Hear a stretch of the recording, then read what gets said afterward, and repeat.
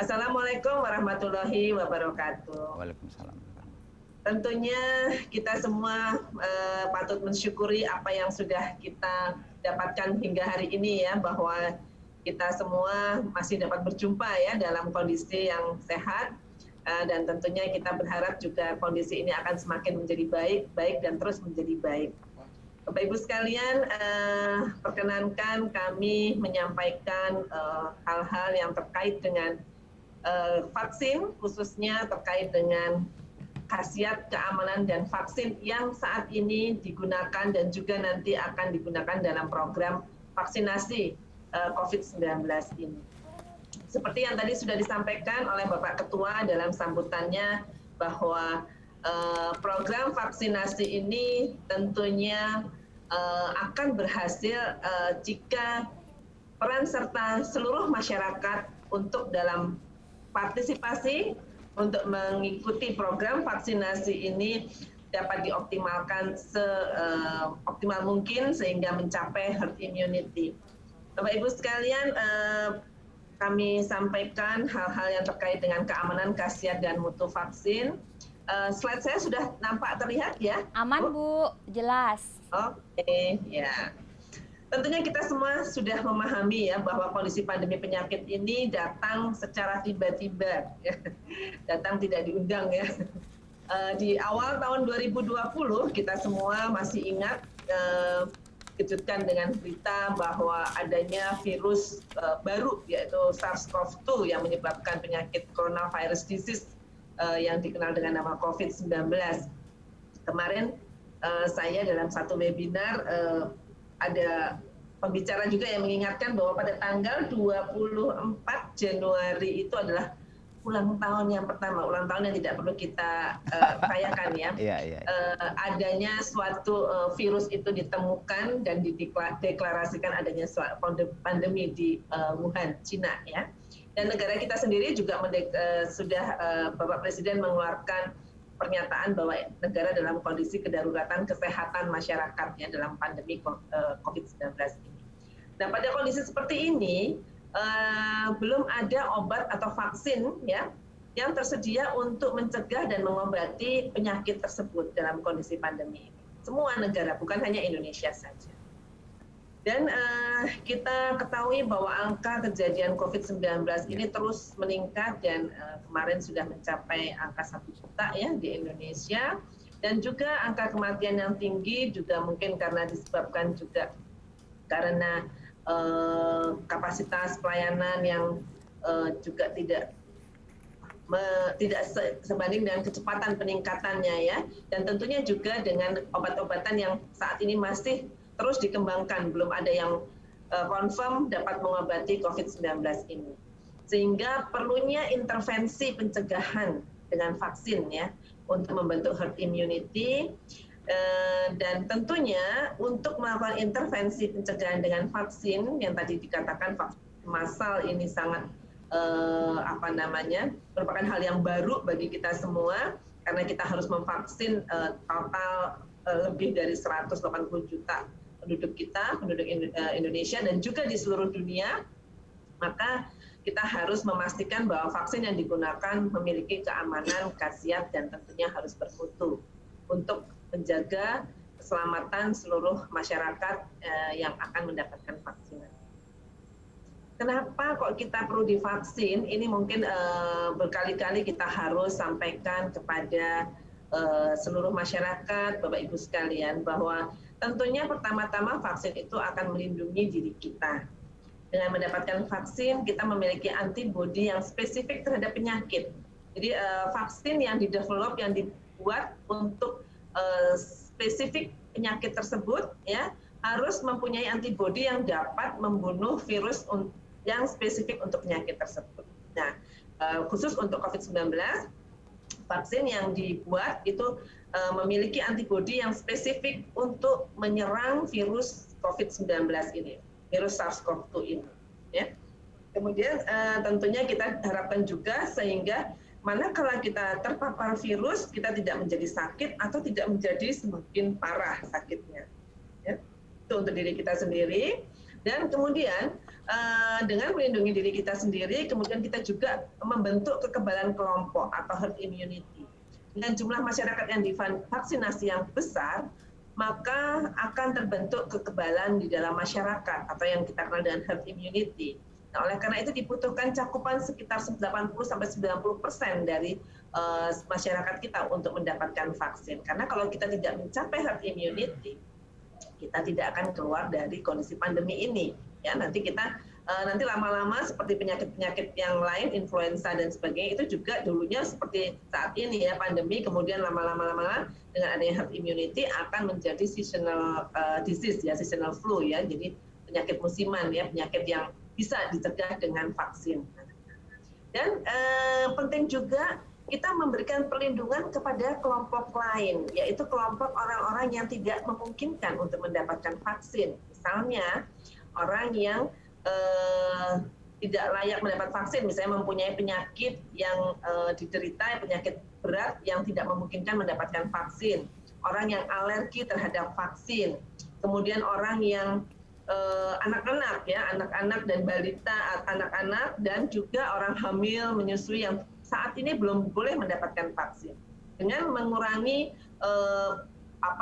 kemungkinan kita untuk menjadi orang yang virulen atau yang memaparkan virus, tentunya kita akan melindungi juga orang sekitar kita yang tidak mungkin mendapatkan vaksin tersebut.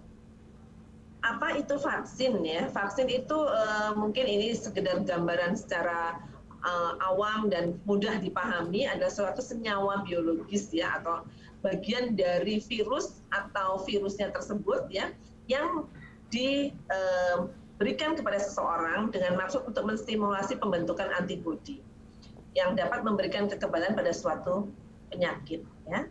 Jadi dia dapat dibuat dari virusnya, whole virus yang dimatikan atau dilemahkan, atau yang dibuat dari bagian-bagian virus tersebut.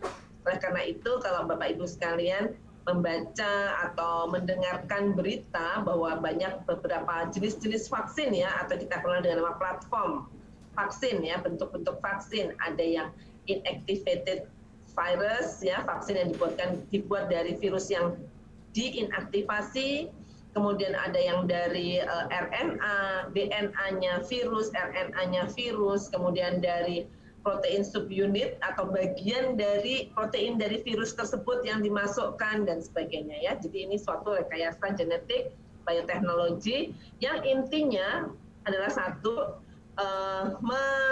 membentuk respon antibodi sehingga tubuh kita mempunyai kekebalan terhadap penyakit tersebut.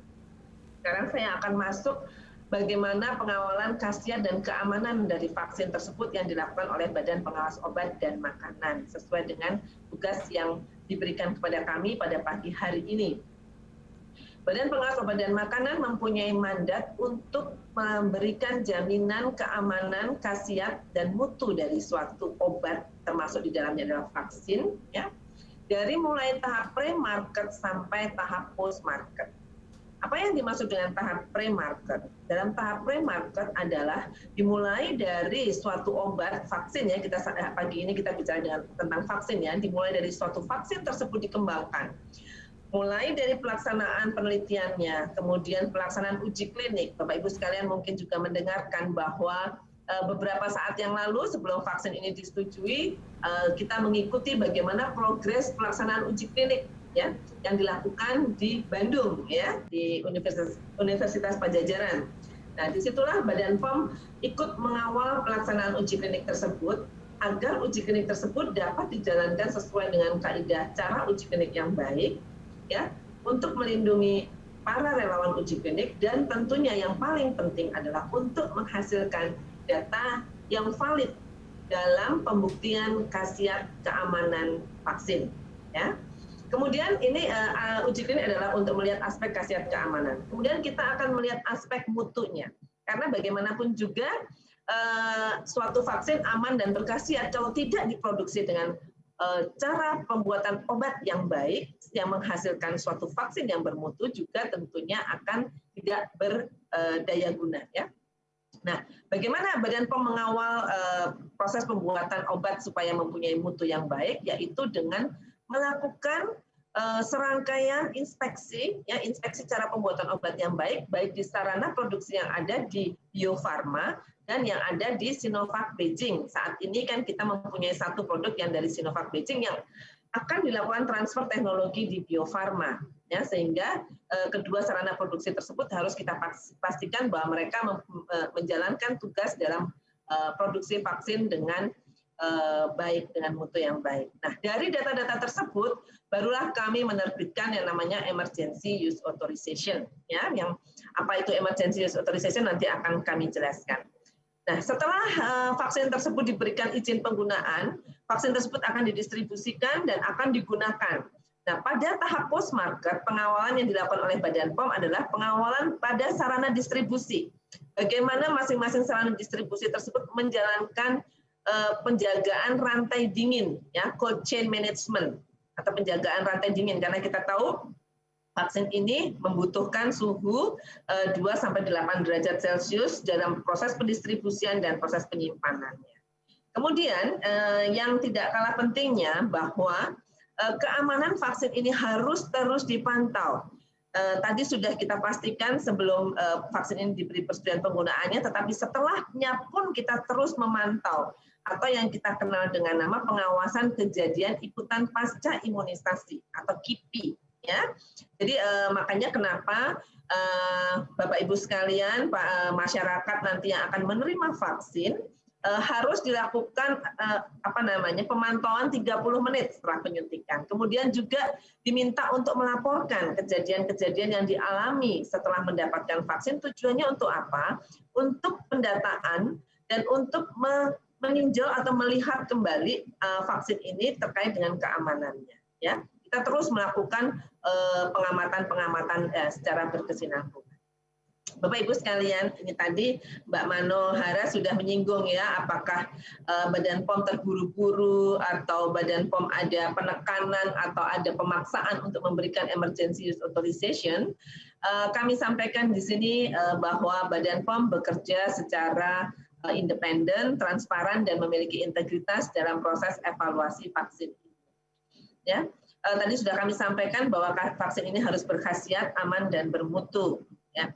Badan POM melakukan evaluasi bersama tim, bukan sendiri ya, kita bersama tim yang terdiri dari ahli-ahli bidang vaksin, kemudian perwakilan klinisi, ada dokter-dokter dari berbagai disiplin ilmu, dan juga dari ITAGI. ITAGI itu Indonesian Technical Advisory Group on Immunization. Ya, adalah para ahli yang tergabung dalam kelompok yang selalu mengawasi pelaksanaan vaksinasi. Nah, kemudian Badan POM melakukan proses evaluasi ini secara rolling submission atau bertahap, sehingga kita melakukan pentahapan-pentahapan sehingga manakala nanti sudah waktunya data terkumpul semua, kita akan cepat memberikan persetujuan. Jadi kalau kemarin persetujuan itu kita keluarkan, itu sudah melalui suatu serangkaian yang dimulai dari sekitar bulan Oktober kita sudah memulai evaluasi. Ya. Nah, persetujuan itu kita kenal dengan nama Emergency Use Authorization. Ya. Emergency Use Authorization ini bukan berarti sesuatu yang terburu-buru atau pemberian perizinannya dalam dilakukan secara darurat, bukan ya, tetapi pemberian persetujuan dalam kondisi kedaruratan kesehatan masyarakat. Ya. Untuk apa? Untuk suatu obat, dan dalamnya juga vaksin termasuk di dalamnya, yang belum mendapatkan izin edar, ya, atau yang sudah mendapatkan izin edar tetapi indikasinya akan dilakukan untuk indikasi yang baru, yaitu untuk indikasi COVID-19. Nah, sebetulnya EUA ini bukan sesuatu hal yang baru. Ya, emergency use authorization ini sudah diterapkan oleh WHO sudah lama, ya, yang dikenal dengan nama emergency use listing. Kemudian juga otoritas obat di negara-negara lain juga menerapkan emergency use authorization ini di FDA, di EMA, ya, di EMA itu Eropa, PMDA itu di Jepang, kemudian di Australia itu juga menerapkan hal yang sama dengan istilah yang berbeda-beda tetapi tujuannya sama. Nah, tadi saya katakan untuk menjamin bahwa vaksin tersebut aman dan berkhasiat, itu harus dilakukan oleh serangkaian pengembangan, mulai dari uji preklinik. Uji preklinik itu di hewan, ya, uji di hewan, bagaimana dilakukan aman dulu di hewan. Kalau sudah aman di hewan, dia baru boleh masuk ke uji klinik pada manusia. Uji klinik pada manusia pun dilakukan secara bertahap, tidak boleh serta-merta langsung mengikutkan subjek puluhan ribu, ya, tapi dilakukan pada sekelompok orang dengan jumlah yang terbatas, ya, uji klinik fase 1 untuk melihat apakah vaksin tersebut sudah memiliki kemampuan untuk membentuk antibodi dan juga yang penting adalah aman. Ya, kemudian baru naik ke uji klinik fase 2 dengan jumlah yang subjek lebih besar, sekitar 600 subjek. Nah, untuk vaksin CoronaVac yang sudah kita gunakan, yang sudah kita berikan persetujuan, uji preklinik dan uji klinik fase 1 dan fase 2 ini dilakukan di Tiongkok. Kemudian uji klinik fase 3-nya dilakukan di beberapa negara, ya, di antaranya di Indonesia yang dilakukan di Bandung, ya. Kita cukup bangga dan apresiasi dengan para peneliti yang ada di Bandung yang telah melakukan uji klinik ini dengan memberikan hasil yang dapat kita gunakan untuk persetujuannya. Uji klinik fase 3 tidak dilakukan di Tiongkok. Ini mungkin juga menjadi pertanyaan bagi Bapak Ibu sekalian. Kenapa kok negara pembuatnya saja tidak melakukan uji klinik fase 3? Atau kenapa penelitiannya tidak dilakukan di sana gitu ya? Uji klinik fase 3 ini tujuannya adalah untuk melihat efikasi suatu vaksin. Untuk melihat suatu efikasi vaksin, kita harus melakukan uji klinik di daerah yang masih terjadi pandemi yang sangat tinggi. Nah, sementara di Tiongkok, dalam periode sekitar bulan Oktober-November, itu sudah mulai turun dan bahkan sudah hampir mencapai zero ya kejadian COVID-19-nya. Sehingga kita tidak mungkin melakukan uji klinik fase 3 di sana. Kita nanti tidak bisa melihat bagaimana daya proteksi vaksin tersebut terhadap virus yang ada, karena memang kejadiannya sudah tidak ada di Tiongkok. Oleh karena itu dilakukan di negara-negara yang masih tinggi tingkat kejadiannya. Bapak Ibu sekalian, kita memiliki untuk memberikan persetujuan, kita memiliki data khasiat dan keamanan, ya. Untuk vaksin CoronaVac ini, tadi sudah saya sampaikan, studi fase 1 dan fase 2 di Tiongkok, itu menunjukkan suatu keamanan yang baik, ya. Kemudian juga respon imun yang baik. Respon imun untuk uji klinik fase 1 ini sudah diamati sampai 6 bulan setelah pemberian dosis kedua. Dengan angka seropositifnya masih 77,97%. Nah, bagaimana dengan di Indonesia studi kliniknya? Nah, kita mempunyai studi klinik dengan hasil yang baik, dengan validitas yang dapat dipercaya, ya, dengan imunogenisitas atau kemampuan dari vaksin tersebut membentuk respon imun yang baik, di mana pada 3 bulan setelah pemberian vaksin kedua, persentase subjeknya masih atau seropositifnya masih 99,23%, ya, dengan efikasi vaksin 65,3%. Nah, dalam memberikan persetujuan, kita juga mengambil data-data dari Turki dan Brasil untuk keragaman populasi penelitian. Kalau kita ketahui di Indonesia ini, kemarin relawan uji kliniknya random ya pada populasi masyarakat umum. Ada yang dari pedagang sampai para birokrat, ya, para ilmuwan dan sebagainya.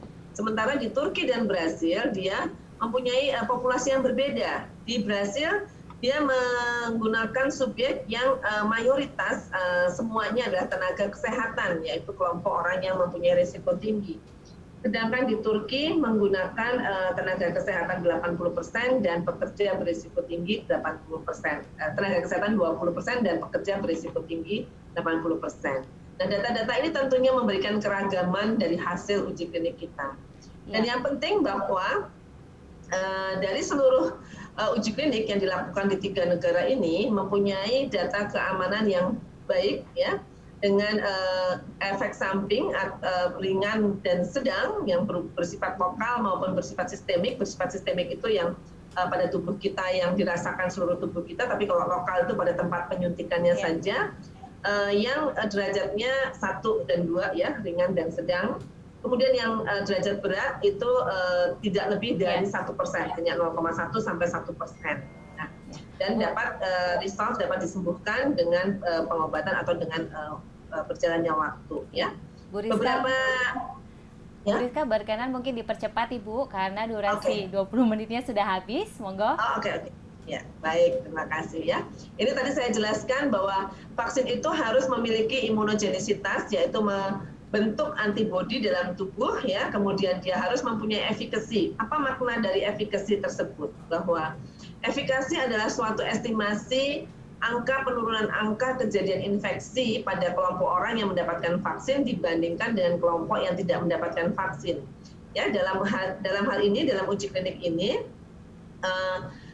dari orang-orang yang terinfeksi virus COVID-19, dari relawan yang terinfeksi COVID-19, kita akan melihat berapa banyak mereka yang dari kelompok mendapatkan vaksin dan berapa banyak dari mereka yang mendapatkan placebo atau tidak mendapatkan vaksin. Dan dari angka tersebut mendapatkannya 65%. Artinya kita memiliki perlindungan sebesar 65% dibandingkan dari orang-orang yang tidak mendapatkan vaksin. Atau lebih mudahnya, kesempatan kita untuk terinfeksi adalah 3 kali lebih rendah dibandingkan orang-orang yang tidak mendapatkan vaksin. Sementara efektivitas vaksin itu akan kita lihat pada jangka panjang nanti. Nah, Bapak Ibu sekalian, ini adalah kemasan dari vaksin yang kita setujui, yang kita kenal dengan nama CoronaVac, dengan kemasan vial 1 dosis. Vaksin ini ditujukan untuk memberikan perlindungan profilaksis kepada orang-orang yang berusia 18 sampai 59 tahun terhadap serangan virus SARS-CoV-2 ya. Untuk yang usia lansia kita sedang dalam proses evaluasi. Dengan orang-orang yang tidak boleh mendapatkan vaksin adalah orang yang dengan hipersensitif pada vaksin atau pernah mengalami alergi pada vaksin, kemudian primary immunodefisiency atau mempunyai penyakit imunodefisiensi primer. Yang perlu diingat adalah bahwa vaksin ini mempunyai dosis 2 kali dengan interval 14 hari. Ya. Dengan interval 14 hari tersebut, kita dapat membentuk imunitas di dalam tubuh. Jadi kalau ini yang perlu kita perhatikan kepada para masyarakat, bahwa kita harus mengikuti 2 schedule dosis ini. Kalau masih diberikan dosis pertama, antibodi yang terbentuk belum optimal, ya, sehingga perlindungan juga belum maksimal kepada tubuh kita. Perlindungan yang paling tinggi adalah 14 hari setelah suntikan yang kedua. Oleh karena itu, kalau ada berita-berita atau ada kejadian di mana orang mendapatkan infeksi setelah mendapatkan vaksin, yang pertama tentunya itu disebabkan karena kekebalan dalam tubuh kita belum terbentuk, ya, karena memang harus dilakukan 2 kali. Nah, ini beberapa vaksin yang juga nanti akan kita gunakan dan sudah mendapatkan persetujuan di global dan akan digunakan di Indonesia nanti. Tentunya kita juga tetap akan mengutamakan bahwa pengembangan vaksin di Indonesia juga dilakukan untuk kemandirian vaksin. Nah, ini ada yang kita kenal dengan nama vaksin merah putih. Ini akan nanti dikembangkan jangka panjang dan kita berharap ini kita akan memiliki di Indonesia. Nah, ini yang paling penting mungkin Bapak Ibu sekalian adalah terkait dengan infodemik yang saat ini banyak beredar, ya, sebaiknya kita secara bijak untuk mendengarkan atau mendapatkan berita tentang vaksin ini, ya, dapatkan info resmi tentang vaksin ini dari informasi yang resmi, dan tentunya kalau ingin mendapatkan informasi yang lengkap tentang keamanan vaksin ini dan juga tentang mutu vaksin, Bapak Ibu sekalian dapat mengunjungi website kami di www.pom.go.id. Nah, ini beberapa berita-berita hoax yang tentunya kita harus singkirkan, dan mudah-mudahan dengan melalui media-media informasi seperti saat ini kita akan meluruskan beberapa berita-berita hoax yang pernah beredar. Nah, Bapak Ibu sekalian, sebagai penutup kami sampaikan bahwa tentunya upaya bersama untuk keluar dari pandemi ini membutuhkan kerjasama baik pemerintah, swasta maupun masyarakat, khususnya dalam mensukseskan program vaksinasi ini untuk mencapai herd immunity. Kemandirian dan kredibilitas Badan POM sebagai otoritas obat dan makanan kita selalu tegakkan untuk membangun kepercayaan masyarakat, ya, dan dunia internasional, serta juga untuk upaya membangun kesehatan bangsa dan dunia industri farmasi dalam kontribusi pembangunan ekonomi. Badan POM selalu mengawal keamanan dan mutu vaksin dengan bekerja sama dengan berbagai kementerian, lembaga, juga lintas sektor, industri farmasi, juga sarana-sarana pelayanan kesehatan, agar program vaksinasi ini dapat dijalankan dengan baik. Dan yang paling penting bahwa masyarakat mempunyai peranan penting untuk kita bersama-sama keluar dari pandemi ini dengan percaya kepada pemerintah dan mendukung program vaksinasi. Ikut divaksin dan melaporkan jika ada kejadian ikutan fase imunisasi untuk dapat segera dibantu. Setelah divaksin, masyarakat tetap menerapkan protokol kesehatan 5M, memakai masker, menjaga jarak, mencuci tangan, membatasi mobilitas, dan menjauhi dari kerumunan. Ya, terkait dengan individu-individu atau person-person yang tidak boleh mendapatkan vaksin. Tadi kami jelaskan ya bahwa yang utama tidak boleh menerima vaksin adalah orang yang mempunyai riwayat alergi terhadap vaksin. Kemudian juga orang yang mempunyai penyakit autoimun atau imunodefisiensi atau penurunan imunitas yang primer. Tetapi ada juga kelompok-kelompok masyarakat yang harus diperhatikan dalam pemberian vaksin, ya, yaitu beberapa orang atau orang-orang yang memiliki penyakit komorbid, ya, penyakit penyerta.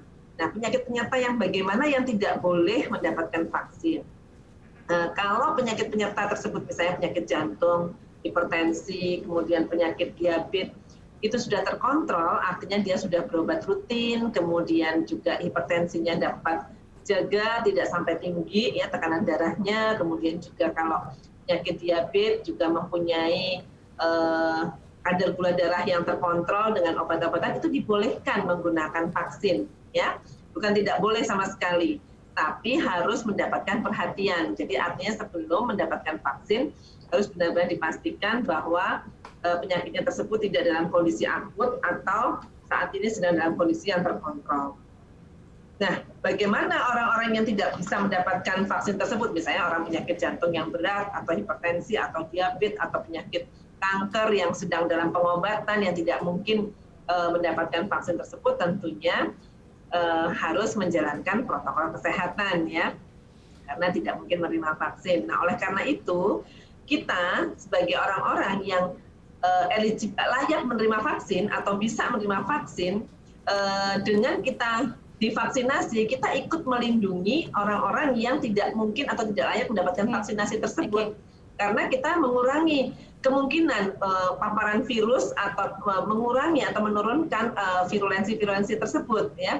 Jadi caranya tentunya orang-orang yang tidak dapat menerima vaksin tadi dengan menerapkan protokol kesehatan sudah pasti, ya, karena dia itu tidak perlu intervensi obat-obatan dalam tubuhnya. Dan yang terpenting adalah kontribusi kita sebagai orang yang dapat menerima vaksin itu dapat melindungi mereka-mereka yang tidak dapat menerima vaksin tersebut.